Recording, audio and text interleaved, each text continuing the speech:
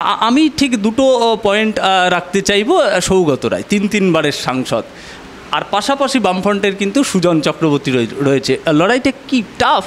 না না, লড়াইটা তো তৃণমূলের দুর্নীতির বিরুদ্ধে আর বামফ্রন্টের নীতিহীনতার বিরুদ্ধে। কারণ একটা দল দুর্নীতি করছে, এলাকায় এলাকায় সন্ত্রাস চালাচ্ছে, রাজ্যের মুখ্যমন্ত্রী মানে সৌগতবাবুদের দলের নেত্রী কোনো টিভি চ্যানেলে গিয়ে নাচতে পারছেন, কিন্তু সন্দেশখালীর মায়ের পাশে যেতে পারছেন না। সেই রকম একটা রাজনৈতিক দল। আরেকটা দল এখানে দুর্নীতির বিরুদ্ধে লড়াই হবে, আমরা দুর্নীতিমুক্ত, এবার চিৎকার করছেন।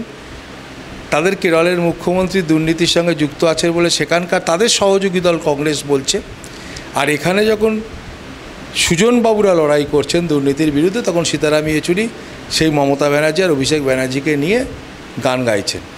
তাই এইটা তো ব্যাপার, একটা মানে দুর্নীতিগ্রস্ত দল, একটা নীতিহীন দল, এই দুটো দলের বিরুদ্ধে লড়াই বিজেপির। যে দলটা যা মানে 10 বছরে ভারতবর্ষকে এগিয়ে নিয়ে গেছে, যে দলের নেতা শুধু ভারতবর্ষের নেতা নয়, সারা পৃথিবীর নেতা হিসেবে এস্টাবলিশড হয়েছে। তাহলে লড়াই শক্ত কোথায়? লড়াই তো খুব সহজ। একদমই তাই। এবং আমি একটা কথা তো আপনি জানবেনই, একদম 72 সাল থেকে সেই রাজনীতিবিদ, তিনবারের সাংসদ, মানুষ তাকে চেয়েছে। এবারও কি একটু বদল হতে চাইছে দমদম?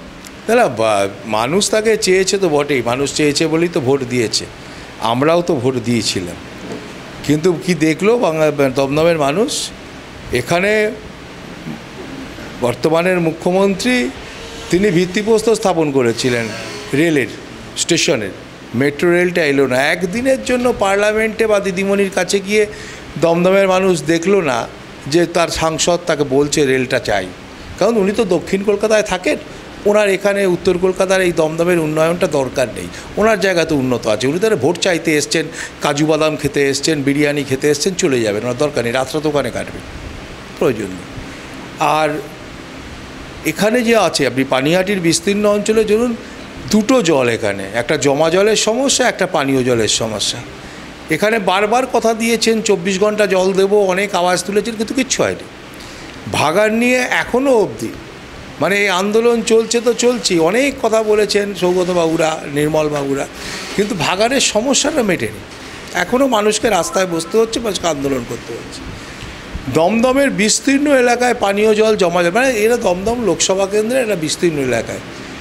আমরা কখনো শুনিনি যে সৌগতবাবু বা দমদমের বর্তমানে সাংসদ কোনো জায়গায় গিয়ে কোনো রকমভাবে চেষ্টা করেছেন এই সমস্যা থেকে দূর করতে। আমরা প্রতি বছর শুনেছি বাগজোলা খাল পরিষ্কার হচ্ছে, কিন্তু বাগজোলা খালের পাশের লোকেরা দেখছে প্রতি বছর জলে ভাসছে, মানে ময়লা তোলা হচ্ছে, ময়লা আবার যে ওখানেই পড়ছে, টাকাটা যাচ্ছে নেতাদের পকেটে। তা দমদমের মানুষ তো এগুলো দেখেছে, তাই দমদমের মানুষ পরিবর্তন চাইছে। দমদমের মানুষ চাইছে যে মোদিজির হাতে আরেকবার ভারতবর্ষকে তুলে দিয়ে আরও 5 বছরের জন্য মোদিজির নেতৃত্বে ভারতবর্ষ এগিয়ে যাক। তাই দমদমের মানুষ ভোট দেবে বিজেপিকে। আরেকটা জিনিস হচ্ছে, দমদমের মানুষ এর আগে দেখেছেন দুবারের জন্য তপন শিকদার সাংসদ হয়েছিলেন। সাংসদ যে ঘরের পাশে আসতে পারে, সাংসদ যে মাটির কাছে যেতে পারে, এটার উদাহরণ তপন শিকদার। তাই তপন শিকদারের আশীর্বাদ, এমপি কোটার টাকাটাও যেভাবে কাজে লাগানো যায়, এটা তপনবাবু দেখিয়েছেন। শুধু দলের ক্লাবকে দিয়ে নয়, মানুষের জন্য ব্যবহার করেছেন। তাই তপন শিকদারের আশীর্বাদ নিয়ে, জীবিত থাকলে পায়ে ধরে পায়ের আশীর্বাদ দিতাম, নেই, তাই তপন শিকদারের আশীর্বাদ নিয়ে নেমেছি যে তপন শিকদারের অপূর্ণ কাজকে সম্পূর্ণ করতেই আমাকে ভোট দিন, এই কথাই বলতে নেমেছি। একদমই তাই। আমরা দমদম একটা সময় গমগম করতো শিল্পাঞ্চল হিসাবে, শুধু ব্যারাকপুরই নয়, হলদিয়াই নয়, হুগলিই নয়, দমদমও কিন্তু শিল্পে একটা নজির ছিল। সেই সময় বামেদের কাছে আমাদের প্রশ্ন ছিল, সেই শিল্প কোথায় গেল? তারা প্রশ্ন জানিয়েছে, এর জন্য দায়ী সেন্ট্রাল গভর্নমেন্টের প্রজেক্ট এবং দায়ী হচ্ছে এই রাজ্যের সরকার। আমরা শিল্প করতে চেয়েছিলাম, দেওয়া হয় না। না, বার্ন স্ট্যান্ডার্ড, তারপর হচ্ছে আপনার যেসব, তখন তো ওনারাই ছিলেন। যেসবের সময় কি করেছেন ওনারা? বিষয়টা হচ্ছে ওনারা কারখানাটা বন্ধ করে দিয়েছিলেন, মাল মেটেরিয়ালস, কারখানার জিনিস সব চুরি করে বিক্রি করে দিয়েছিলেন, আর এরা এসে জমিটাই বেচে দিচ্ছে। এইটাই হচ্ছে ভাড়া, দুটোই চোর। ডানলবে মনে থাকবে গ্লাস ফ্যাক্টরি। হ্যাঁ বলছি দুটোই চলে না, লাইন দিয়ে বলতে গেলে তোমার লিস্ট অনেক বড় হয়ে যাবে। পানিহাটির একটা করে বঙ্গশ্রী, পিয়ারলেস, বলে বঙ্গদয়, কোনটার নাম বলবো, এদিকে আমাদের চিত্তরঞ্জন দাসের স্ত্রীর বাসন্তী দেবী, বাসন্তী কটন মিল, এরকম নাম বলতে গেলে তুমি অজস্র আসবে, নাম বলে লাভ নেই। সব কটাই বন্ধ হয়েছে বাম আমলে, সব কটা বন্ধ করে টাকা চুরিটা ওরা ওইখানকার মেশিনারি চুরির টাকাটা খেয়েছিল তখন ওরা। এরা দেখে যে মেশিনারি চুরি না, অত কম টাকাতে হবে না, এরা আরও বড় চোর বলে জমিটাই বেচে দিচ্ছে। এই হয়েছে কারবার এক একটা জায়গাতে।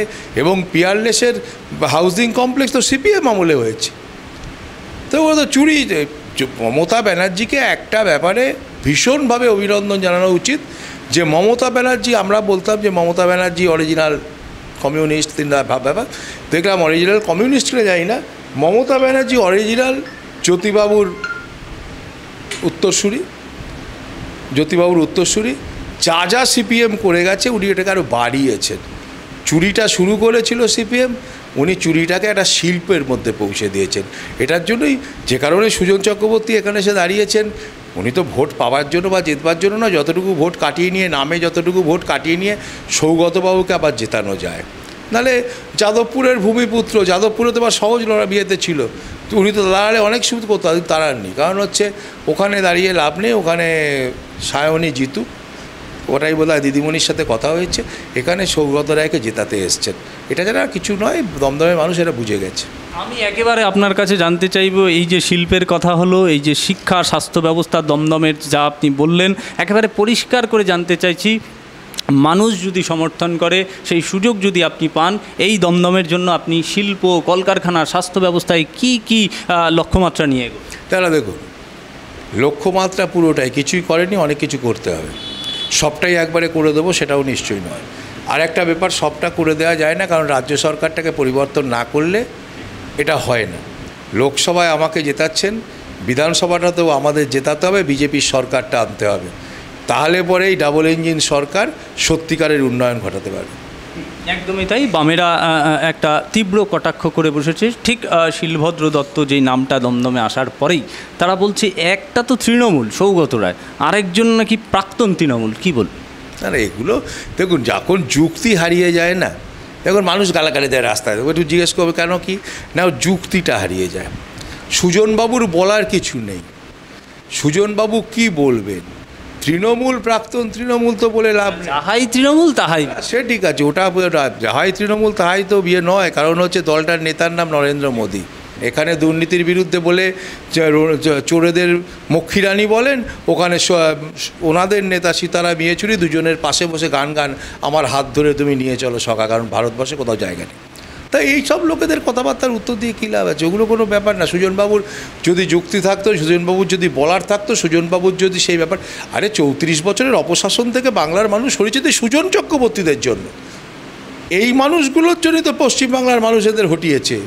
সুজন চক্রবর্তীরা দায় এড়াতে পারে নাকি? সুজন চক্রবর্তী তখন তো এমপি ছিলেন বোধহয়, তা সেখানে সুজন চক্রবর্তীদের বাংলার মানুষ তাড়িয়েছে কেন? কারণ বাংলার মানুষ সুজন চক্রবর্তীদের কার্যকলাপ দেখে নিয়েছে। তাই সুজনবাবুরা কি বলছেন রাস্তায় বলে লাভ নেই, বলতে হবে কি করবে যদি কিছু পায়। যাদবপুরে ভোট পাবে না জানেন, ভাবছে যদি দমদমে এসে, দমদমের লোক তো আমায় চেনে না, যদি কিছু ভোট টোট দেয় সম্মান থাকে। আবার তো কাগজে দেখলাম অন্য কথা, যে ওই দলের মধ্যে বোধহয় গোষ্ঠীদ্বন্দ্বে ঠেলে দিয়েছে না কী হয়েছে আমি জানি না, এটা হয়েছে রয়েছে। তা ওটা ওনারা করছেন, আমি কোনো ব্যক্তি বাস্তবভাবে কোনো কথা বলতে চাই না, বলবও না।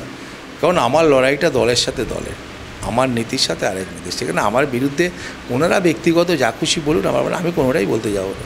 আমার কথা, আমার দলের প্রচুর পজিটিভ ব্যাপার আছে। নরেন্দ্র মোদীর সম্বন্ধে বলতে শুরু করলে শেষ হবে না। আপনার লক্ষ্যমাত্রা এবং দমদমের মানুষকে আপনি ঠিক কী বার্তা দিতে চাচ্ছেন এই মুহূর্তে? দমদমের মানুষকে বার্তা তো কিছু নয়, দমদমের মানুষ নিজেরা প্রচণ্ড রাজনৈতিক সচেতন। দমদমের মানুষ জানেন যে এই 10 বছরে কোথা থেকে কোথায় ভারত পৌঁছেছে, আর বাংলা কোথা থেকে কোথায় পিছিয়ে গেছে। তাই দমদমের মানুষের কাছেও তো আবেদন, নরেন্দ্র মোদীর হাত শক্ত করুন, নরেন্দ্র মোদীকে আরও শক্তি যোগান যাতে কাজ করতে পারেন। আর 2 হচ্ছে তপন শিকদারের যে স্বপ্ন সফল হয়নি, সেটাকে সফল করার সুযোগ দিন, এটাই বলতে পারি। এছাড়া কিচ্ছু বলার নেই। কারণ আমি মনে করি বিজেপির সব জায়গার প্রার্থীর নাম নরেন্দ্র মোদী, বিজেপির সব জায়গার সিম্বলটা হচ্ছে পদ্ম, তাই মানুষ শিলভদ্র দত্তকে ভোট নয়, মানুষ ভোট দেবেন নরেন্দ্র মোদীকে, মানুষ ভোট দেবেন তপন শিকদারের স্বপ্ন সফল করার জন্য, মানুষ ভোট দেবেন পদ্মফুলে।